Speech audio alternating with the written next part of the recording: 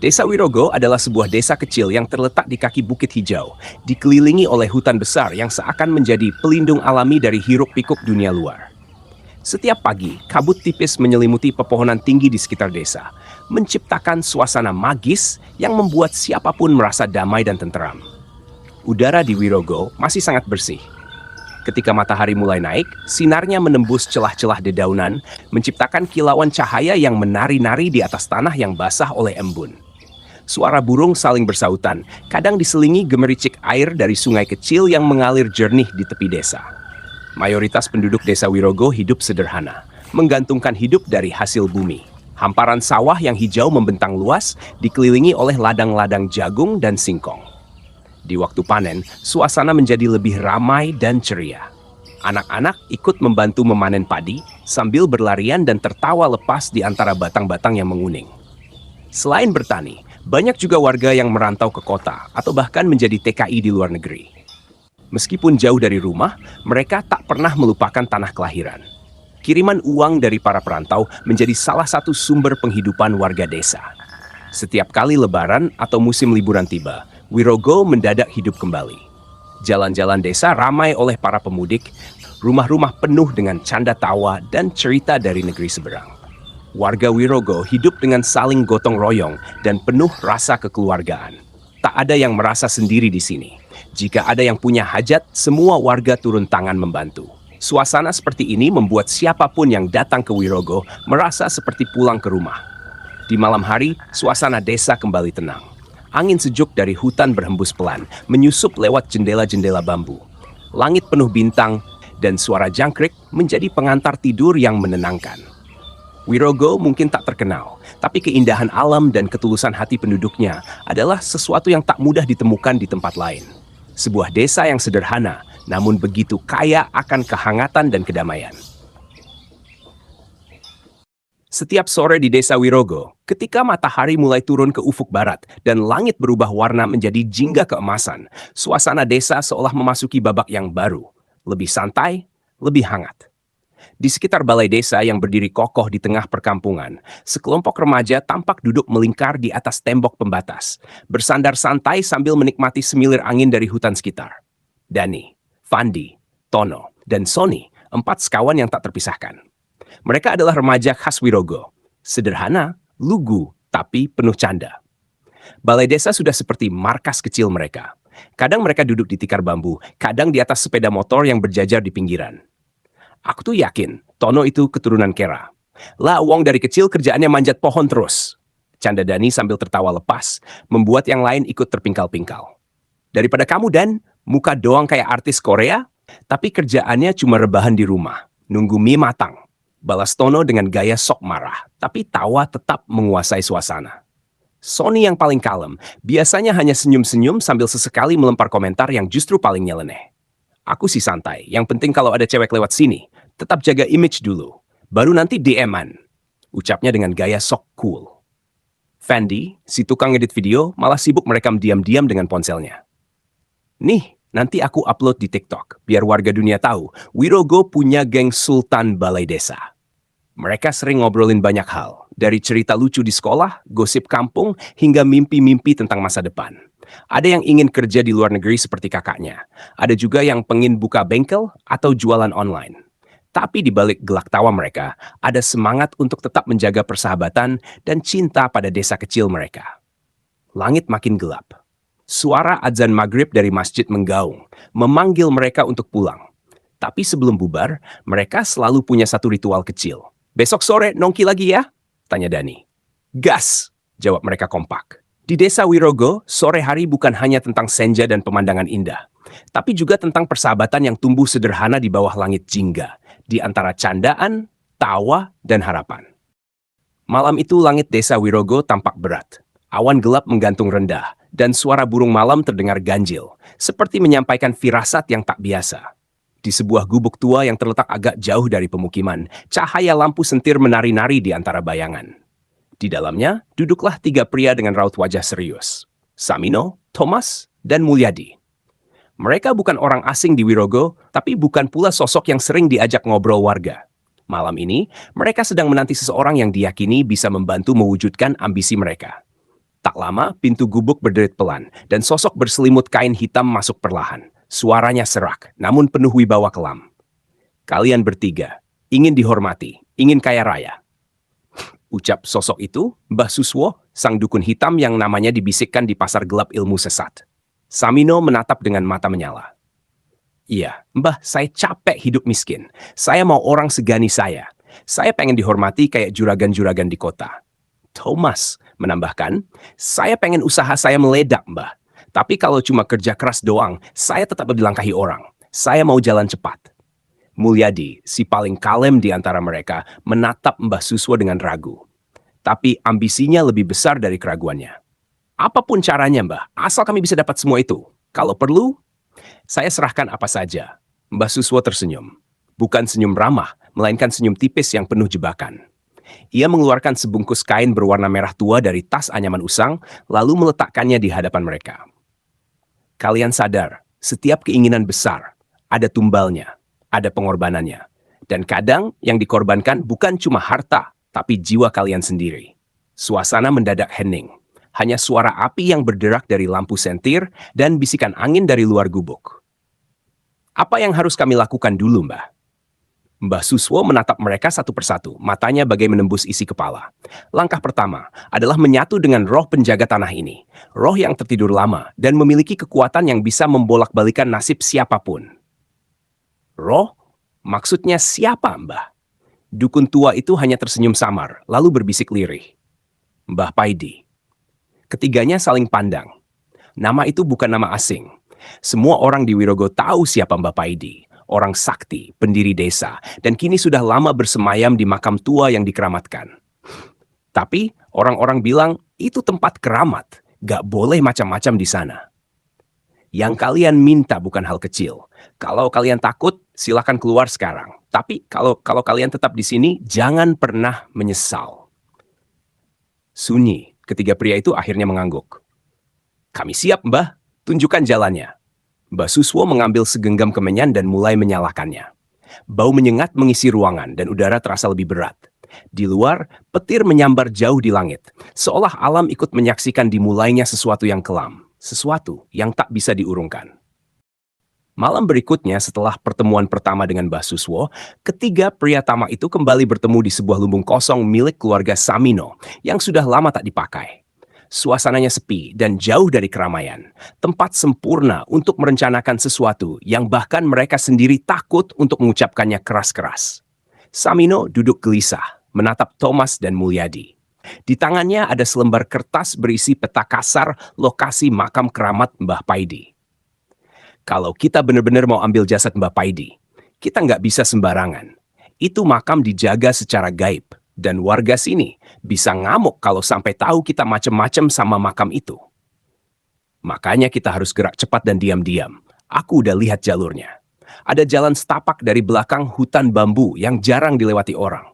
Kalau kita jalan tengah malam, pas jam 1 ke atas harusnya aman. Yang sejak awal paling ragu mulai tampak ketakutan. Tapi jasadnya udah lama kan? Apa masih ada artinya buat ritual? Jangan-jangan kita cuma gali tulang doang, terus malah kena kutuk. Justru itu, kata Mbah Suswo, jasad itu masih punya sisa napas. Mbah Paidi bukan orang biasa, Ji. Waktu meninggal, tubuhnya nggak hancur seperti mayat biasa. Masih utuh, katanya. Dan itu yang dicari. Tenang, Mbah Suswo udah kasih jimat pelindung. Ini, ia mengeluarkan sebuah kantong kecil berisi benda berbentuk gigi anjing hutan yang diikat dengan benang merah. Nanti, aku yang urus galiannya. Samino jaga arah jalan. Mulyadi nyiapin karung dan kain kafan yang udah dibacain mantra Mbah Suswo. Kita agak boleh nyentuh jasad langsung pakai tangan. Setelah itu, kita bawa kemana? Ke gubuk tua Mbah Suswo. Di sana dia bakal mulai ritual pemanggilan. Katanya kalau berhasil, arwah Mbah Paidi bisa dipakai buat jaga usaha, bikin orang tunduk, bahkan bisa jadi pengikut dalam bentuk gaib. Ruangan menjadi senyap. Hanya suara jangkrik di luar yang terus berbunyi tanpa jeda. Mereka bertiga saling tatap, tahu betul bahwa apa yang mereka rencanakan bukan hanya melanggar hukum manusia, tapi juga hukum alam dan langit. Tiba-tiba, pintu lumbung berderit sedikit seolah tertiup angin. Padahal malam itu tidak ada angin. Ada yang lihat kita tadi sore nggak? Nggak. Aku pastiin nggak ada yang ngikutin. Tapi mulai malam ini kita jangan saling telepon, jangan kirim pesan. Semua komunikasi cuma lewat tatap muka. Kita main halus. Tanggal berapa kita eksekusi? Malam Jumat Kliwon, 2 hari lagi. Kata Mbah Suswo, malam itu gerbang antara dunia hidup dan mati paling tipis, dan jasad paling mudah dibangkitkan. Tak ada yang bicara lagi. Di luar, bulan setengah terlihat malu-malu dari balik awan.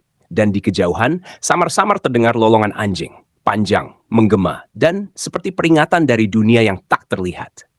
Mereka belum tahu bahwa apa yang akan mereka bangkitkan bukan sekadar arwah, tapi sesuatu yang jauh lebih kelam dari ambisi mereka sendiri. Malam itu, udara desa Wirogo terasa ganjil. Angin dingin berembus dari arah hutan membawa aroma tanah basah dan bau bunga kenanga samar.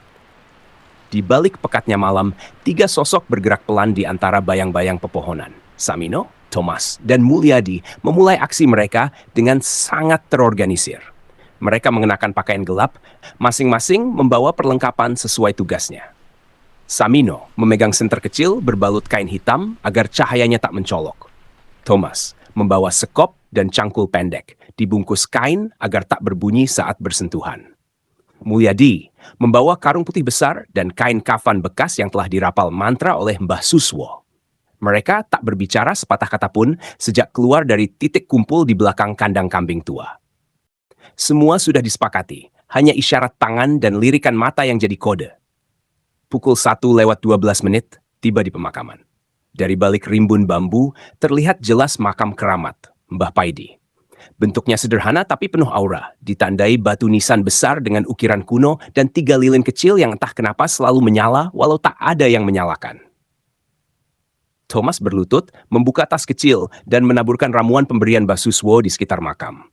Asap tipis muncul perlahan, disertai suara desis, seperti sesuatu sedang bangun dari tidur panjangnya.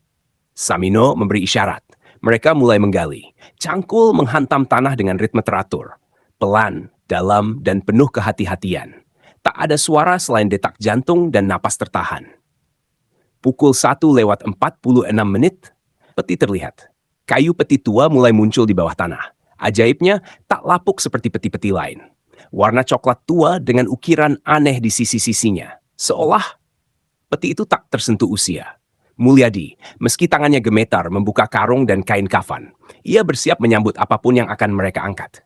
Hati-hati, jangan langsung sentuh. Ingat pesan Mbah Suswo. Dengan sangat hati-hati, mereka membuka peti.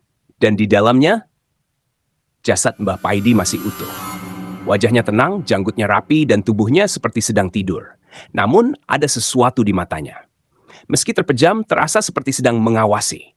Samino hela napas pelan. Bungkus cepat. Kita nggak punya banyak waktu. Mereka mengangkat jasad itu dan membungkusnya dengan kain kafan ritual. Bau melati dan kenanga tiba-tiba menyengat. Langit mulai mendung. Petir menyambar pelan, tanpa suara. Seolah langit sendiri menahan amarahnya. Pukul 2:12, jalan pulang. Dengan langkah cepat tapi hati-hati, mereka kembali ke arah gubuk Mbah Suswo. Tak satu pun dari mereka bicara. Tapi semua merasakan hal yang sama. Udara berubah. Desa Wirogo terasa lebih berat. Angin berhenti. Dan suara jangkrik tiba-tiba menghilang. Seperti ada sesuatu yang ikut mereka pulang. Seperti mereka telah membangunkan sesuatu yang tak boleh terbangun. Pagi itu, Desa Wirogo tampak damai seperti biasa. Kabut tipis masih menggantung di antara pohon-pohon besar. Suara ayam jantan bersautan, dan aroma kopi hitam serta gorengan dari dapur-dapur warga mulai tercium. Di teras warung Bu Wagini seperti biasa beberapa bapak-bapak duduk santai. Pak Parman, Lurah Sastro, dan Pak Rianto sedang menyeruput kopi sambil ngobrol santai soal rencana panen. Lah ini loh, jagungku udah mulai nguning, kayaknya semingguan lagi panen. Hehe, alhamdulillah, panen tahun ini lumayan.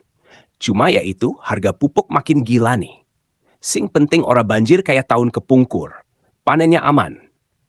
Namun, ketenangan itu berubah.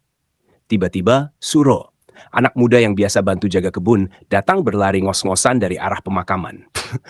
Pak Lurah, gawat tenan. Makam Mbah Paidi dibongkar orang semalam. Cangkir kopi nyaris jatuh dari tangan Pak Parman. Semua mata tertuju ke Suro. Apa? Jangan guyon, Suro. Itu makam keramat loh. Demi Gusti Allah, Pak. Aku tadi ke sawah lewat belakang dan lihat tanahnya kebuka. Ada bekas galian, petinya nggak ada. Ya Allah, orang waras gak mungkin berani ngelanggar makam Mbah Paidi. Wagini keluar dari dalam warung, wajahnya pucat. Jangan-jangan kiamat kecil beneran dimulai dari sini. Dalam waktu singkat, warga berbondong-bondong ke arah pemakaman. Ibu-ibu membawa sapu lidi, anak-anak mengintip dalik pohon, dan para bapak mulai ribut. Dilalah kok pas malam Jumat Kliwon. Ini pasti ulah orang yang pengen pesugihan. Astagfirullah. Gusti, semoga arwah Mbah Paidi gak murka. Kalau marah, bisa-bisa desa ini kena tulah. Pak Lurah berdiri di tengah kerumunan. Wajahnya tegang. Saya minta semua tetap tenang. Kita lapor ke polisi. Tapi juga, kita perlu minta bantuan Pak Modin dan para kiai. Ini bukan kejadian biasa. Semua terdiam. Angin tiba-tiba berembus kencang, padahal matahari mulai meninggi. Daun-daun berguguran dan suara burung menghilang. Aku tadi malam mimpi. Ada lelaki tua berjubah putih berdiri di ujung sawah. Dia bilang, jangan ganggu tidurku. Desa Wirogo yang biasanya tenang, pagi itu berubah menjadi lautan kecemasan dan bisik-bisik ketakutan. Semua sadar, sesuatu yang sakral telah dilanggar. Dan akibatnya, tak ada yang tahu akan seperti apa. Malam kembali turun di desa Wirogo. Namun kali ini bukan ketenangan yang menyelimuti. Langit mendung menggantung berat. Angin terasa panas menusuk kulit seperti bara. Di gubuk tua di pinggir hutan, tempat yang konon ditinggali Mbah Suswo, aroma kemenyan dan darah ayam menguasai udara. Jasad Mbah Paidi terbaring di tengah lingkaran tanah yang dilukis simbol-simbol kuno. Lilin hitam menyala berderet, menari liar ditiup angin yang tak berasal dari luar. Mbah Suswo duduk bersila di sisi kepala jasad itu, matanya merah seperti bara. Di depannya, Samino, Thomas, dan Mulyadi berdiri gelisah. Mbah, warga udah mulai rame. Kalau mereka ke sini, kita habis. Tenang, arwahnya sudah dekat. Tinggal sedikit lagi. Kalian semua, siapkan diri. Apa nggak bisa dipercepat aja, Mbah? Aku nggak enak. Sejak kita ambil jasad itu, kepalaku berat terus. Diam, kalau ritual ini terganggu, bukan kekayaan yang kalian dapat, tapi kutukan seumur hidup. Mbah, kalau bisa cepatkan sedikit. Saya dengar suara orang banyak waktu tadi jalan ke sini. Mbah Suswo mendengus, lalu menggigit lidahnya sendiri. Darah menetes ke wadah tembaga, bercampur serbuk tulang dan rambut kuda. Ia membaca mantra, "Wahai roh tua yang terjaga, bangkitlah dari tidur panjangmu. Dagingmu masih utuh, jiwamu masih kuat. Kembalilah demi darah dan janji malam ini." Api lilin tiba-tiba membesar, angin berhenti, dan jasad Mbah Paidi menggerak sedikit jarinya. Demi Tuhan, dia gerak! Mulyadi menjerit kecil. Matanya barusan terbuka. Aku lihat! Aku lihat! Saminoah, cepat! Kunci dia! Jangan sampai bangkit sepenuhnya. Tapi terlambat. Mbah Paidi perlahan duduk. Matanya terbuka, kosong, tapi dalam, sangat dalam. Seolah menembus jiwa. Siapa yang membangunkanku? Petir menyambar pohon besar di dekat gubuk. Api menyala. Para pencuri ketakutan. Tidak, ini terlalu cat, rohnya belum sepenuhnya terikat. Mulyadi berlari ke pintu. Aku nggak mau lagi. Kita salah. Ini salah besar. Namun sebelum ia bisa membuka pintu, daun pintu tertutup sendiri dengan keras. Semua lilin padam dalam satu embusan. Gelap, hening. Lalu Mbah Paidi. Kalian membangunkan aku demi tamak, demi kehinaan, maka nikmati hasilnya. Dan dari kegelapan terdengar jeritan pertama, disusul suara seperti tulang patah dan tawa rendah yang tak berasal dari dunia ini. Jeritan malam itu menggema sampai jauh ke tepian hutan, tapi tak ada warga yang mendengar. Gubuk tua tempat ritual itu dilakukan seperti hilang dari peta, dikelilingi kegelapan pekat yang menelan suara. Samino merapat ke dinding, tubuhnya gemetar hebat, wajahnya pucat pasi, bibir gemetar. Mulyadi berusaha membaca doa, tapi mulutnya keluh. Mbah Paidi berdiri tegak, tubuhnya bersinar samar dengan warna kehijauan yang tak wajar. Ia tidak sepenuhnya hidup, tapi juga tidak mati. Di matanya ada dendam yang membara, dendam atas ketenangan yang dirampas. Mbah Suswo, aku hanya perantara, mereka yang ingin kekuasaan, bukan aku. Mbah Paidi, tapi kaulah yang membuka gerbang, dan untuk itu kau akan jadi tumbal pertama. Tiba-tiba tubuh Mbah Suswo mencelat ke udara, lalu menghantam tanah dengan suara keras seperti daging jatuh dari ketinggian. Tubuhnya mengejang, lalu diam. Mulutnya terbuka lebar, dan dari dalamnya keluar asap hitam pekat. Aku nggak mau mati, aku cuma mau kaya. Ia mencoba melompat ke jendela, tapi kaca tak pecah. Ia menghantamnya lagi dan lagi. Darah mengalir dari tangannya. Kita minta maaf, kita balikin jasadnya. Tolong lepaskan kami. Mbah Paidi tidak menjawab. Ia melangkah pelan, dan setiap jejaknya meninggalkan bekas tanah membusuk. Samino tak kuat. Ia menggenggam jimat dari kantongnya, lalu menjerit. Aku janji akan bangun musala, aku akan sedekah, aku akan bertobat. Tobat setelah mencongkel liang keramat, terlambat, tiba-tiba suara dari luar muncul. Derap langkah kaki, lentera, warga desa. Mereka mencari jejak suara-suara aneh tadi malam. Pak Lurah, Pak Modin, dan beberapa warga bersenjata parang dan obor mulai mendekati hutan. Di dalam gubuk, suhu makin dingin. Nafas ketiga orang itu membentuk uap. Menangis, Mulyadi memejamkan mata, dan Samino perlahan tubuhnya mulai ditarik ke belakang. Tapi tak ada yang menyentuhnya. Itu dia, gubuknya kelihatan. Ayo cepetan. Tepat ketika pintu terbuka, semua lilin padam, api obor mati, dan gubuk itu hilang. Yap, yang tersisa hanyalah tanah gosong, bau kemenyan, dan bekas lingkaran ritual hitam. Tak ada jasad, tak ada tanda perlawanan. Cuma satu hal yang tertinggal di tengah tanah hitam itu. Pecahan jimat dan secarik kain kafan berlumur darah yang masih hangat. Ini sudah bukan urusan manusia biasa lagi. Pagi menyingsing perlahan di desa Wirogo. Matahari mencoba menembus kabut yang entah kenapa begitu tebal sejak malam tadi. Tapi ada sesuatu yang janggal. Ayam tak berkokok. Angin seperti malas bergerak. Dan anehnya, anjing-anjing desa menggonggong ke arah hutan tanpa henti. Di balai desa, suasana tak seperti biasa. Warga berkumpul dalam diam. Beberapa duduk gelisah, sebagian lagi saling berbisik. Pak Lurah berdiri di depan, wajahnya kusut. Di sampingnya ada Pak Modin dan Mang Darto, penjaga kebun yang ikut ke lokasi gubuk malam tadi. Saudara-saudara, semalam kami temukan tempat aneh di pinggir hutan. Ada bekas ritual, ada kain kafan berdarah. Tapi 3 orang, Samino, Thomas, dan Mulyadi, hilang. Jejak mereka nihil. Ya Allah, Samino anakku Pak Lurah. Waktu sore dia pamit cuma mau ngopi, masa hilang? Ini bukan kejadian biasa, Bu. Kami yakin ini berhubungan dengan makam Mbah Paidi. Seketika seluruh warga hening. Nama itu sejak dulu pantang disebut sembarangan. Loh, tapi makamnya aman kan, Pak? Gak dibongkar kan? Kami belum berani cek ke lokasi makam. Tapi kabarnya tadi pagi penunggu makam itu Pak Surono pingsan depan gapura. Katanya batu nisan utama hilang. Hilang? Kegaduhan kecil pecah. Wes! Aku wis ngerti. Ini akibat ulah durjana. Mbah Paidi itu bukan orang sembarangan. Dia penjaga Wirogo. Kalau betul jasadnya disentuh, siap-siap aja seluruh desa kena getahnya. Makanya, mulai malam ini, semua warga jangan keluar setelah maghrib. Larangan ke hutan diperketat. Kalau ada yang mimpi aneh atau lihat bayangan tinggi besar di sawah, segera lapor. Di sebuah rumah tua dekat pemakaman. Gadis belasan tahun mengelap kaca jendela. Namun tangannya berhenti ketika melihat sesuatu, sebuah bayangan tinggi, berdiri di pematang sawah, tidak bergerak, hanya menatap ke arah rumahnya.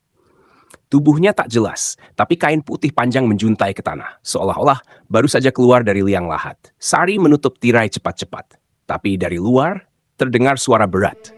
3 telah kuambil, tapi desa ini masih berhutang. Malam tiba lebih cepat dari biasanya. Langit mendung pekat. Desa Wirogo seolah diliputi kabut kutukan. Para warga menutup jendela lebih awal, mematikan lampu lebih cepat, dan memeluk anak-anak mereka erat. Tak ada suara cengkerik, tak ada suara kodok sawah. Hanya keheningan yang menakutkan. Di sebuah rumah di pinggir sawah, keluarga Pak Darmo sedang makan malam saat tiba-tiba lampu padam.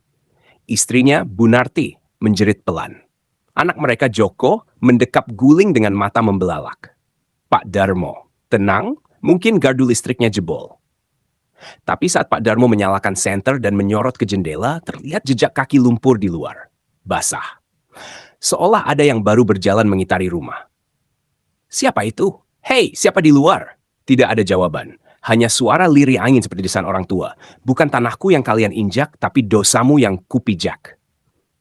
Lampu menyala tiba-tiba.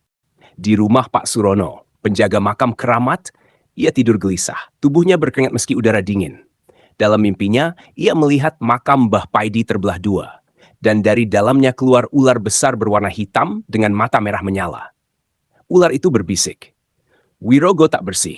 Hutan akan menelan, siapa yang diam akan ikut tenggelam." Pak Surono terbangun, teriak kencang sambil memegangi dadanya.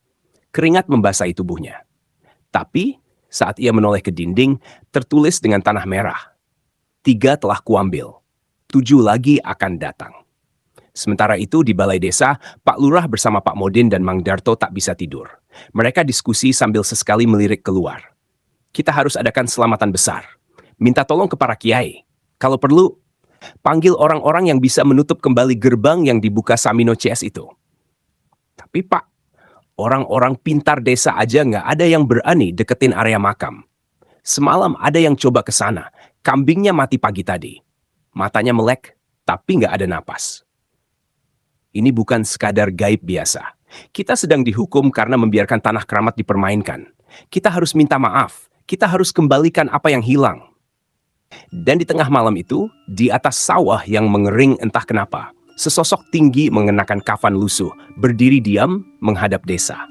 Wajahnya tidak tampak, tapi 2 matanya menyala kehijauan. Dan dari dalam perutnya terdengar suara tangis 3 orang laki-laki, seperti minta tolong dari alam lain.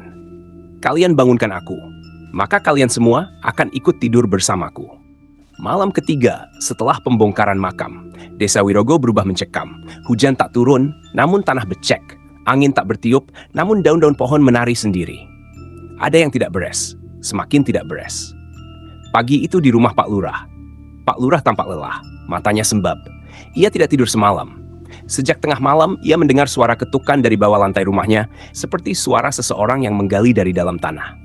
"Pak Lurah, kalau malam ini kejadian lagi, aku akan ajak Pak Modin gali lantai ini. Jangan-jangan mereka menyimpan sesuatu di bawah rumah kita."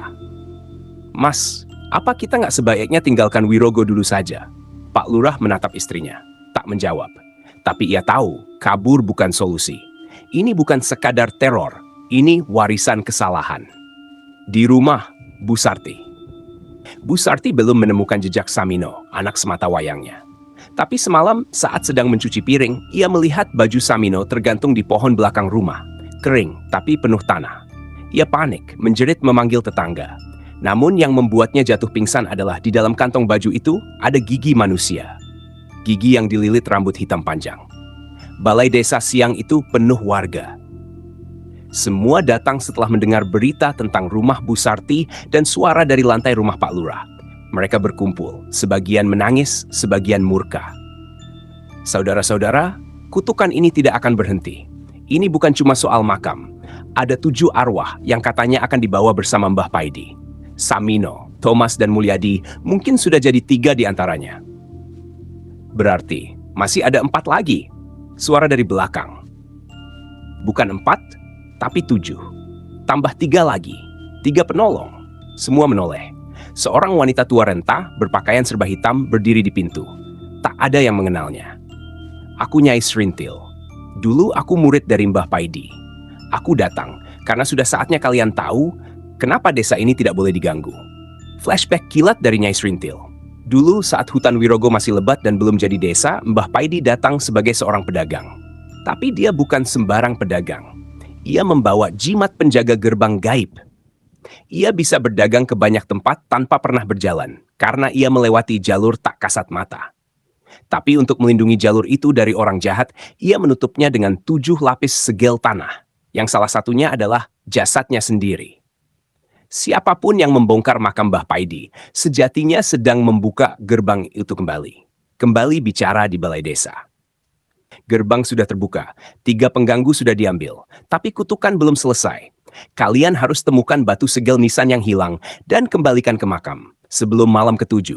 Kalau tidak, seluruh desa ini akan ditelan. Di mana batunya sekarang? Nyai Srintil menatap tajam. Di rumah dukun itu, Mbah Suswo. Kalian harus ke sana. Malam ini. Malam keempat. Angin berhenti. Langit seolah menggantung tak bergerak. Kabut perlahan menyelimuti jalur setapak menuju rumah Mbah Suswo. Tak banyak yang berani, tapi Pak Lurah, Pak Modin, Mang Darto, dan dua pemuda desa, Tono dan Dani, memilih berangkat. Ditemani Nyai Srintil, mereka menembus malam.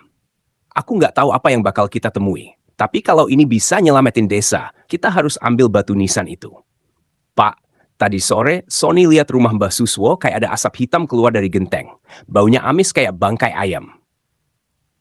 Itu bukan bangkai ayam, itu bau roh. Dia udah mulai buka jalur pengganti. Kalau kalian terlambat, segel makin kuat terbuka. Rumah Mbah Suswo terlihat samar-samar di balik semak dan pohon beringin tua. Gubuk reyot itu berdiri miring, seperti akan rubuh. Namun di dalamnya, nyala api ungu tampak dari celah-celah papan kayu. Kita, masuk gitu aja? Tidak, biar aku buka jalurnya dulu. Dia pasti pasang pengalih mata. Nyai Srintil menggurat tanah dengan tongkat, membacakan mantra pelan. Suara angin mulai terdengar, tapi angin itu berisi bisikan-bisikan dari masa lalu. Nama-nama terdengar lirih. Thomas, Samino, Mulyadi. Tiba-tiba, pintu rumah Mbah Suswo terbuka sendiri. Di dalam rumah, dinding rumah penuh jimat tua, kain kafan tergantung, dan toples-toples berisi potongan tubuh hewan. Di tengah ruangan berdiri sebuah altar dengan lilin ungu dan sebuah kotak kayu tua berukir. Itu batunya, Pak, di atas kotak itu. Tapi begitu Pak Modin hendak melangkah, lantai tiba-tiba menghisapnya. Tubuhnya tertarik ke bawah seperti ditelan tanah lumpur hitam yang muncul dari lantai. Pak Lurah berteriak, "Modin!" Namun suara tawa menggema di seluruh ruangan. Kalian pikir bisa begitu saja mengambilnya? Mbah Suswo muncul dari bayangan di sudut ruangan. Matanya putih semua, tak ada bola mata. Mulutnya menyeringai sampai ke telinga. Kalian mau batu itu? Boleh, asal tukar satu nyawa. Kita nggak akan mundur, setan tua, balikin segel itu. Mbah Suswo mengangkat tangan. Tiba-tiba dinding rumah berubah menjadi bayangan makam. Suara tangisan, ratapan, dan jeritan terdengar. Sosok-sosok manusia setengah terbakar muncul satu persatu. Wajah Thomas, Mulyadi, dan Samino melayang di udara. Mata mereka kosong. Tolong kami nggak tahu kalau dia yang kami bangkitin. Itu bukan lagi Mbah Paidi. Itu bukan manusia. Nyai Srintil menancapkan tongkat ke tanah. Sinar terang keluar. Sosok bayangan buyar. Mbah Suswo berteriak keras dan terpental ke dinding. Darah keluar dari mulutnya. Ambil batunya sekarang, sebelum dia bangkit lagi. Tono lompat ke altar mengambil batu segel. Begitu ia menyentuhnya, seluruh rumah bergetar. Tapi tak lama kemudian, rumah itu runtuh dengan sendirinya. Semua terdiam, berdiri di luar, napas ngos-ngosan. Batu segel di tangan Tono kini terasa panas dan berdenyut seperti jantung. Kita berhasil, tapi Nyai Srintil menatap dalam. Satu nyawa sudah tumbang, tapi batu ini harus dikembalikan sebelum malam ketujuh. Kalau tidak, segel akan pecah sendiri. Dari kejauhan, suara lolongan anjing menggema. Tapi bukan satu, bukan dua. Puluhan suara anjing dan tangis bayi terdengar dari arah hutan. Beberapa malam setelah misi ambil dan kembalinya batu segel ke makam, suasana desa Wirogo perlahan kembali tenang. Kabut kutukan yang selama seminggu menutup sawah dan pekarangan pagi demi pagi menghilang, dan suara cengkerik serta kodok kembali bersautan. Di tepi makam Mbah Paidi, kini tampak sekumpulan warga, dipimpin kembali oleh Pak Lurah, Nyai Srintil, dan beberapa kiai. Mereka membacakan doa-doa penutup dengan khusyuk, memohon agar roh Mbah Paidi beristirahat dengan tenang. Pak Lurah, semoga arwah Mbah Paidi kini kembali ke alamnya, lepas dari terganggu tangan tamak, Nyai Srintil. Ya Allah, terimalah ruh beliau dengan kasih-Mu.